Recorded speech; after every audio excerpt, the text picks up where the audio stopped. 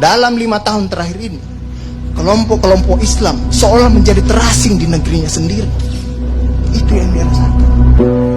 Berapa ulama yang berjuang mendirikan republik ini? Indonesia 80% penduduknya umat Islam. Tidak pernah meminta 80% hasil sumber daya alam yang dikuasai negara untuk umat Islam. Gak ada yang minta. Ada gak yang minta? 80% umat Islam penduduk Indonesia tidak pernah meminta 80% APBN untuk umat Islam. Gak ada yang diminta. Sederhana permintaan umat Islam. Dia mau berdialog sama Tuhannya. Dia mau mengingatkan umatnya akan kebaikan, yang tidak hanya mengajarkan doa makan dan doa minum, tapi juga cara memilih pemimpin. Itu kira-kira. Inilah ketegangan-ketegangan. Ketika agamanya dinistakan, kok susah sekali ini membawa ke proses hukum. Muncullah demo berjilid-jilid, yang kemudian berujung ulamanya tidak bisa pulang. Belum lagi penghujung, kemudian ada agama yang diperhadapkan sebagai musuh besar Pancasila. Nah, ini menarik menurut saya.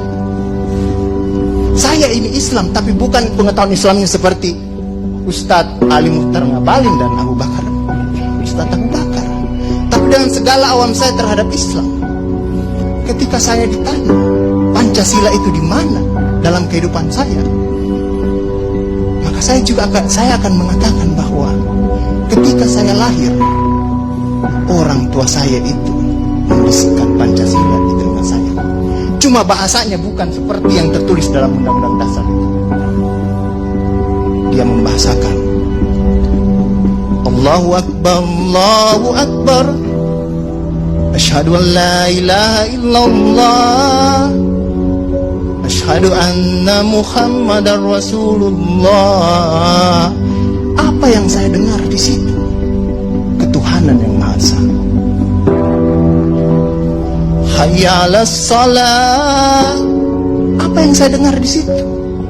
Mari kita bersatu sama-sama, karena kita akan mendirikan sholat. Dan Al-Ankabut mengatakan sholat itu mencegah kamu dari perbuatan keji dan mungkar. Ada kemanusiaan yang adil dan beradab. Saya dengar di situ.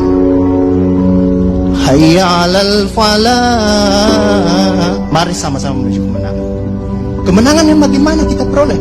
Kerakyatan yang dipimpin oleh hikmat kebijaksanaan dalam permusyawaratan perwakilan. Kemenangan yang bagaimana? Keadilan sosial bagi seluruh rakyat Indonesia. Itulah kemenangan yang kita tuju.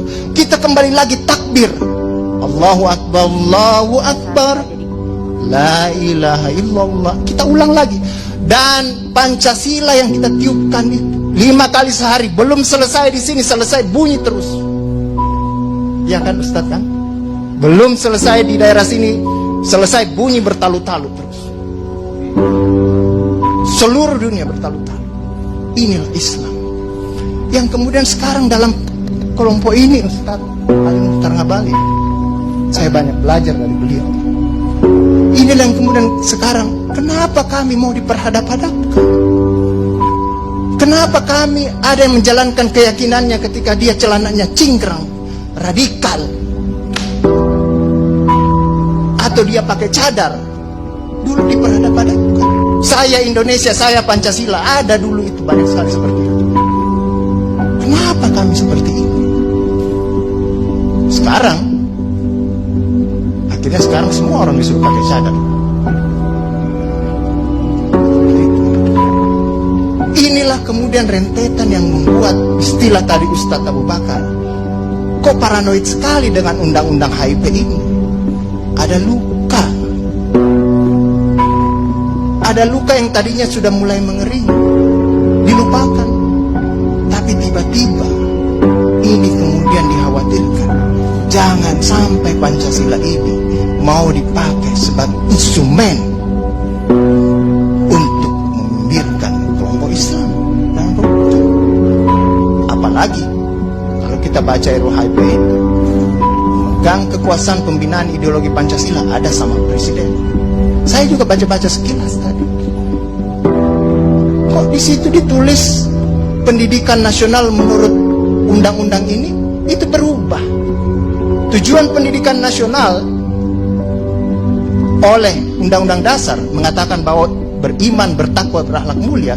Di sini diciptakan pendidikan nasional itu bertujuan untuk menjadi tenaga ahli dan terampil. Ini kan mau dikasih jadi tukang ini bagi kapitalis kalau seperti itu berpikirnya. Nah, inilah yang kemudian yang dirasakan oleh kelompok-kelompok Islam dalam perspektif perjalanan konstitusional kita, bahwa ada yang tidak adil dilakukan oleh kekuasaan. Kelompok Islam selama ini tadi yang saya katakan tidak pernah meminta apa-apa. Paling jauh kelompok-kelompok Islam mungkin dapat honor dari negara. Itu pun tidak dipakai untuk foya, dikembalikan lagi untuk membantu negara, menghidupkan santri-santri, mencerdaskan kehidupan bangsa, menciptakan manusia-manusia yang beriman, bertakwa dan akhlak mulia. Yang sebenarnya tugas pemerintah itu dikembalikan lagi seperti itu. Itulah yang kemudian mulailah sekarang kelompok Islam sangat hati-hati kalau kemudian Pancasila ditiupkan terus, seolah-olah ini mau dijadikan instrumen untuk memarjinalkan Pancasila.